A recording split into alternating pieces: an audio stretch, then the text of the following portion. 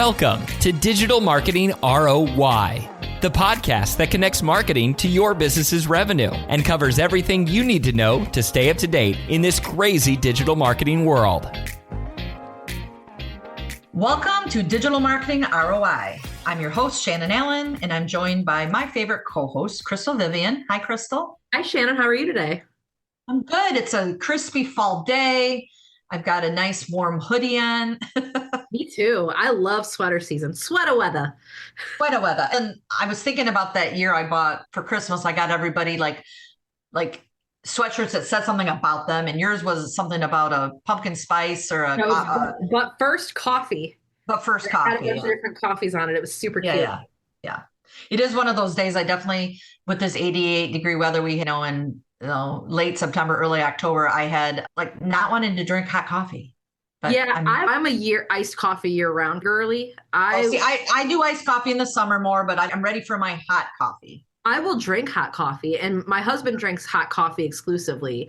So I mostly, because we make coffee every day, so I'll drink hot coffee most of the days, but I do prefer iced coffee. And sometimes I'll not drink the hot coffee that we make, and I'll save it and make it iced coffee for the next day. Even last week, I was like, I cannot believe it's October. So today it's October 9th, and it is hard to believe that we are in budget season already. Can you believe it? We're in fourth quarter. I'm excited about fourth quarter. I'm ready to, I don't want the year to be over, but there's so many cool things coming. And that's what this is one of my favorite podcasts to do every year.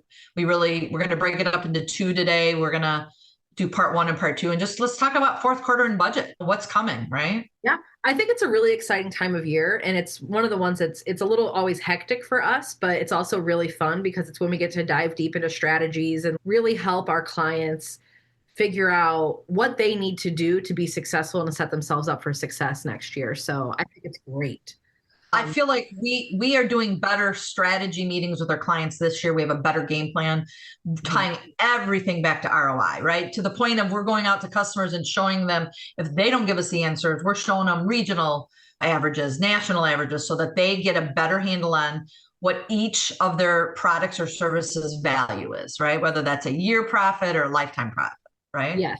Absolutely. And let me start with my first question for you, Shannon, and maybe that's part of your answer is, as we're heading into fourth quarter, what should business owners be prioritizing as they're finishing the year strong while also setting themselves up for success in 2026?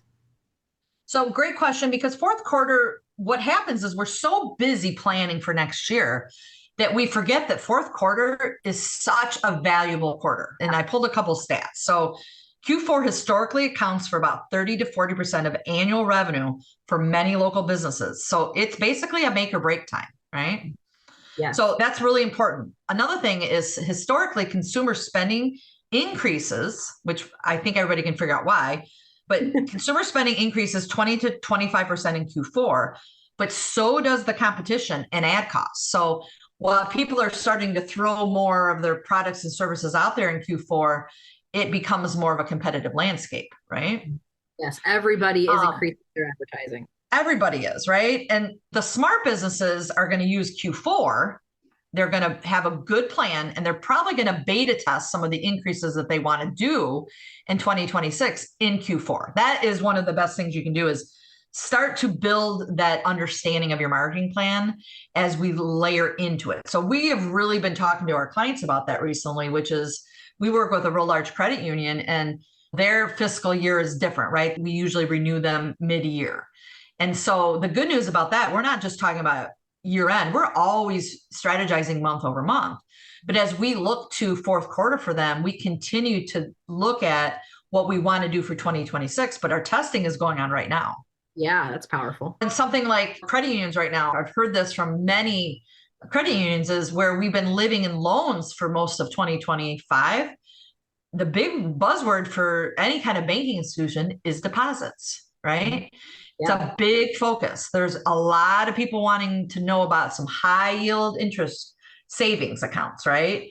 So that's just an example of, as we lead into budget season, Q4 is such an important time for us that leads us into the next step, right? That's first and foremost. Before we even get into 2026, use Q4 to really start to look at what the data, what happened, and some A/B testing as you finalize what you want to do in 2026. So I'm going to start there. So that's where I want to start into. And we'll talk more about 2026 here, but I would say that's my answer to is start there. So once you start there and you have that good game plan for the fourth quarter, you've made those tweaks, you've adjusted, you've done some A/B testing to figure out what works. What major shifts should businesses be preparing for in their marketing approach and in their budget planning? Great question. Last year, we were looking at statistics showed anywhere from a 70 to 75% of business owners' budgets were coming from a digital landscape. That's scary for me because that's what we do for a living. And I don't want to have everybody's full budget.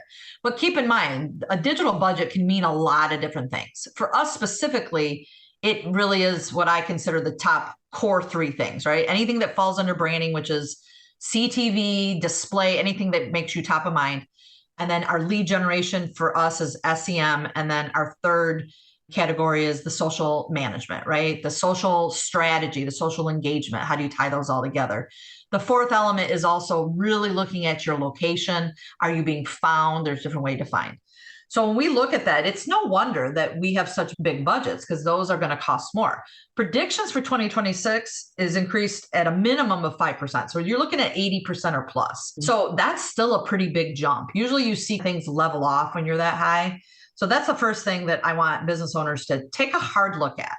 What percentage of your budget is assigned to digital? And if you're still at 50%, you are going to be behind your competition. Mm-hmm. If you're at 60%, you're still behind your competition. However, if you can at least increase your digital planning of what you did last year by 5% at a bare minimum, that at least gets you one leg out, right? You're going to be one step closer to where you need to be. I think another thing that we really need to look at as we shift budgets is try not to do a little bit of everything. Try to really focus on the things. This is where ROI is so important. Because there is a lot of what I like to call the squirrel moments out there. Somebody walks into a car dealer's office, they're like, I got something to sell you. Squirrel, all right, I'll do this. Squirrel, I got this, right? Yeah. We have to be very careful because there's always going to be something shiny. Something new and shiny does not mean it's the best solution. So I would say really go back to the fundamentals of the proven performers. SEM, search is still a proven performer. And with everything going on with AI, and search declining organically because of AI, we have some things to help with that. SEM, keep focusing on your SEM because that has still stayed pretty strong. There is still a dip because AI is taking on some of those searches, but SEM is still stronger performing than SEO. We've added something this year with the help of your team, which is our AI answer blogs, right? This is in addition to the blogs you're already doing that are valuable for any business. But this is very specific where we are going to be interviewing our business owners and finding out very specific questions that we think are the FAQs, right? What are the most frequently asked questions about your business that you run that you want to capture either with an SEM campaign or with an AI answer blog, right? Yes. And those are specifically geared towards when those searches are going to ChatGPT or Claude or Grok or these other tools so that your website and your information is still supplying the answers and getting those link clicks and still providing that expertise and building that trust, because it's not just about showing up when people are Googling anymore. It's showing up wherever people are searching. Exactly. And the thing I want to talk about, the last element, because any kind of retargeting is so valuable. So I don't care who you are. If you're not doing programmatic display still, and you think that's old school, you're crazy. It has one of the highest ROIs, it has the best targeting. We can really dial in, and with layers of addressable geofencing using first-party data. Wow, why wouldn't you be doing that at anywhere from a $10 to a $13 CPM? That's just a no-brainer to me. But the big kick here, and we're going to keep talking about this until I'm blue in the face, but my prediction between AI search changes in 2026 for budgets is the other one is CTV. We're going to have more and more conversations, more businesses that never thought they could do streaming video are going to be doing streaming video. And we're going to help you with that. And if your marketing partner doesn't make this seamless and easy for you, then they're not the right marketing partner for you. And here's the thing to think about. Consumer behavior continues to shift. A younger demographics, they're going to expect seamless digital experiences. And what does that mean? If you are in search of a new car, you want a seamless digital experience. You want to be delivered the right car, the right message in all aspects of every channel. That's a display ad being delivered to you. That's a streaming video being delivered to you. That's a video pre-roll. That is search engine marketing. That is a blog. This is all part of that seamless digital experience with the same target with many different channels of us to be able to deliver that to you. Okay. Yes. And following that not only is consistent in terms of your brand and your voice and your look and your feel, but also follows them along the consumer journey. And the point of this is the keyword here is the integrated digital strategy. What you have to be very careful about is when you start to go down these siloed channel approaches.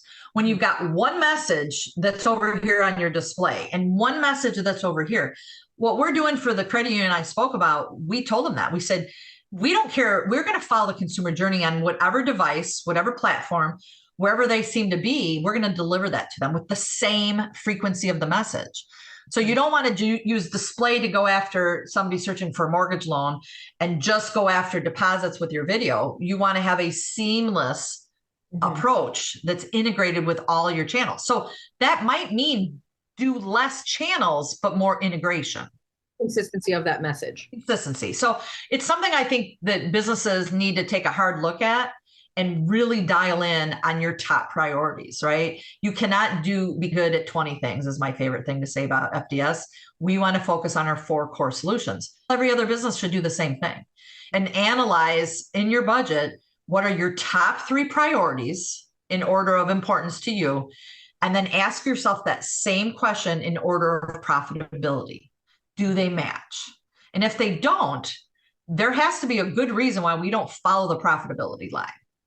And it's amazing to me as we are leaning into strategy season and talking about ROI and what one customer is worth, how many people do not know their conversion rates. They don't know the profitability on a product or service, the lifetime profitability. There's so many things that blow my mind.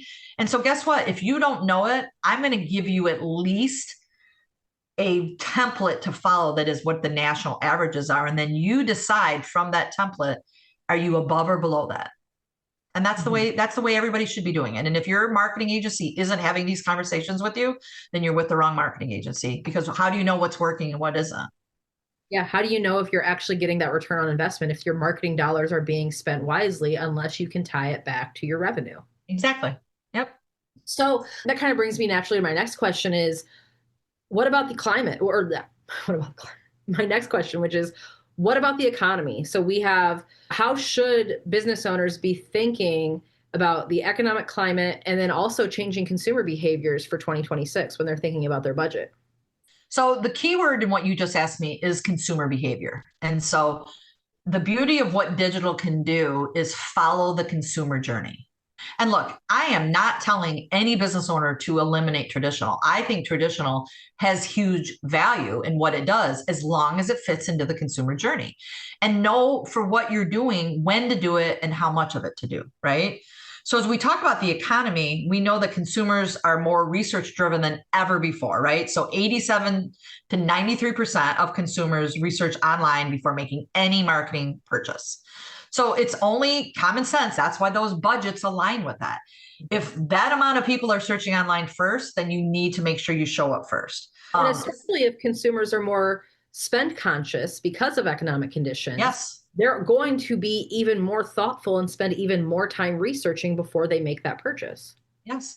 And I think this isn't a political conversation, but with tariffs and economy conversations, consumers are more concerned about price than ever before. The cost of eggs is like on everybody's tongue, when actually I think my cost of eggs did come down, but people are very aware of it. So show that you have something to give them, that you're helping them. For car dealers for a long time, I told my car dealers to shop by lifestyle more than anything, because the average person buying a $50,000 vehicle, which let's be clear anymore, is like how much it costs. They're more likely to shop by lifestyle than they are by price. But all of a sudden going into 2026, you're like, maybe I can compromise if I get a 0% on that. right? So this is where we're stepping more into, it's more work on my team's end, but we're putting more specials into these messages than ever before, right? Because price is important. The other part of this that goes along with pricing is what I would say number one is trust, right? Local trust factors are becoming more and more important to consumers, and that community presence. So this is where it gets tricky, because when you have a limited budget, I always say focus on those top three profitability products or services you sell. But what often happens, and this is where if you're not doing the old school traditional, that you might miss out on it, but is the why. Tell about why they should choose you. Included us. We should be doing more YFDS. We know, I had somebody that came to work for me back in July, and the first thing he said was like, your reporting is the best I've ever worked with. And so that's our why. That's what we bring back to our business, to our clients. And we should shout that from the rooftops. That's our why. And I think it's the missing element as we get so focused on these strategies and everything. Sometimes it's as simple as don't forget to make sure that there's trust in your community on who you are, right? Absolutely. And I think the last one for that is just smart budget. Be smart about your budget, right? Don't try to do a little bit in everything. Try to really dial in this year. Figure out from everything you're doing and measure the data from last year. What brought you the best ROI? And that's what we're bringing to our clients in the year-end reports. We're going to do that work for them, at least get an average number for them.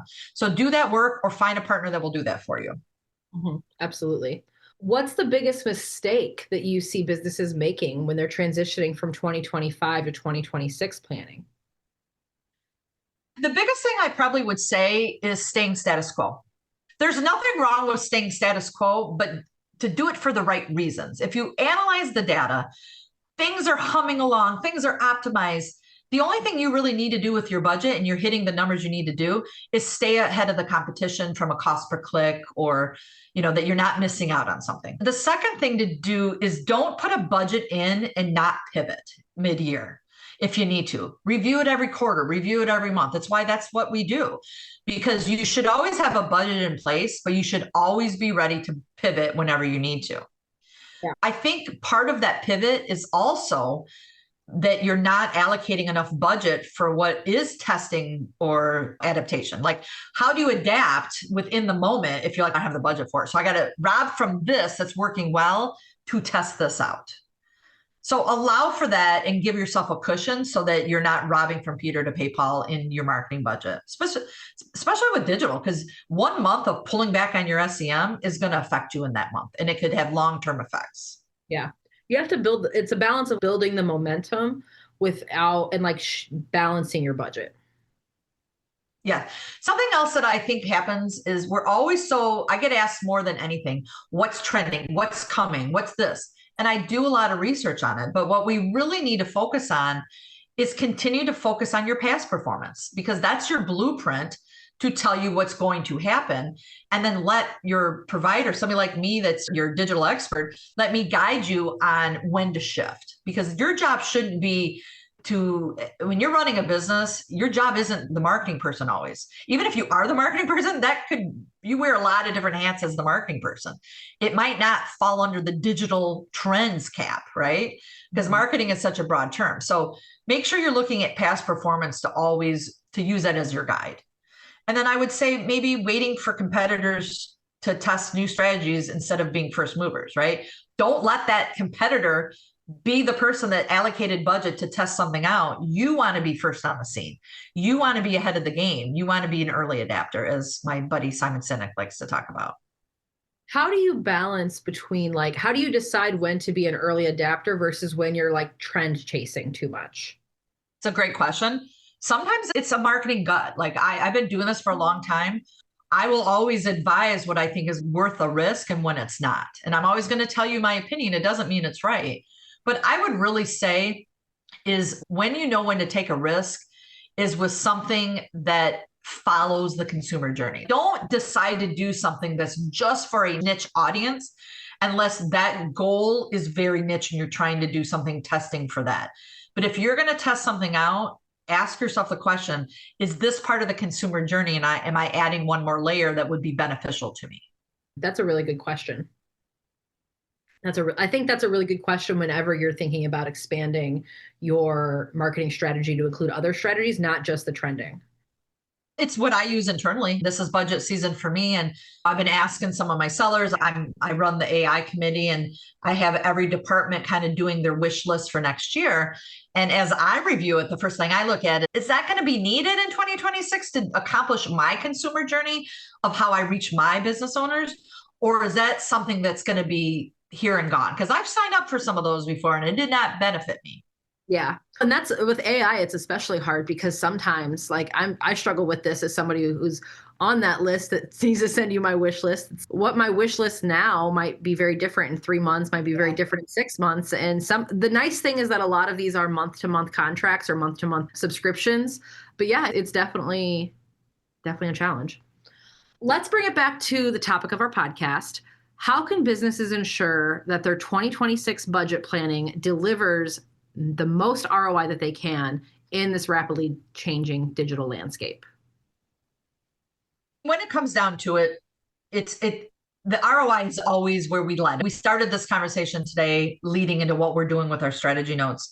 The ROI prediction is that businesses that are going to align with that digital dominance in 2026 will generally, you're going to outperform your marketers. If you're spending 70% of your budget in digital with a very strong digital plan that you came up with that tied back to ROI, you're always going to win. If I could bring up a report right now and show you, like with my credit unions, how I can list out everything they sell and everything they do. And what we're talking about, we're like, wow, this wealth management has your highest profitability. Why aren't we doing more of this? And they're like, we're shorthanded. We don't have enough people to do it. Okay, I get that. So let's not spend money there. But what if you did and you were letting it go to the wayside? Or if you're deciding between two products or services, always run with the ROI if you see it aligns with the priority, right? So ROI is important. We know that. But the highest profitability might be, yeah, I make the most money on that, but nobody buys that. Why aren't they buying it? Is it because we haven't branded it enough? It's because there's not enough demand. So understanding that ROI isn't just numbers, it's also strategy behind it. And so when you couple, the biggest thing for 2026, I want businesses to take away from this part one is if you couple consumer journey with your ROI, you're going to have a better strategic plan than you did the year before. That's how I feel. Couple those together and follow the consumer journey. And keep this in mind.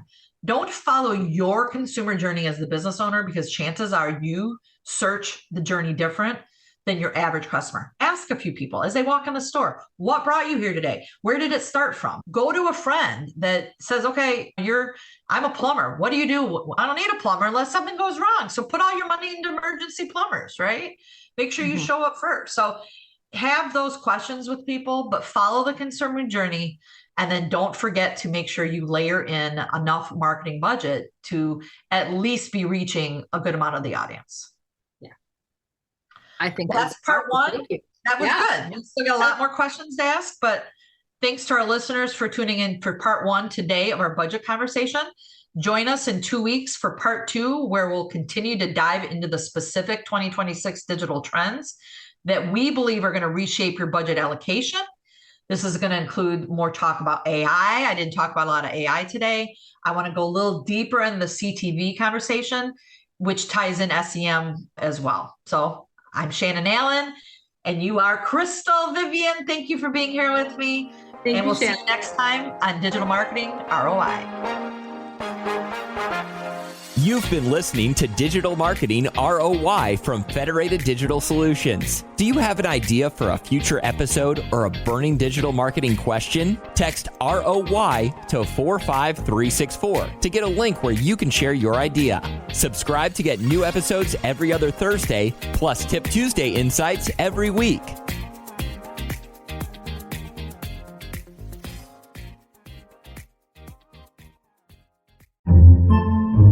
Podcasts by Federated Media.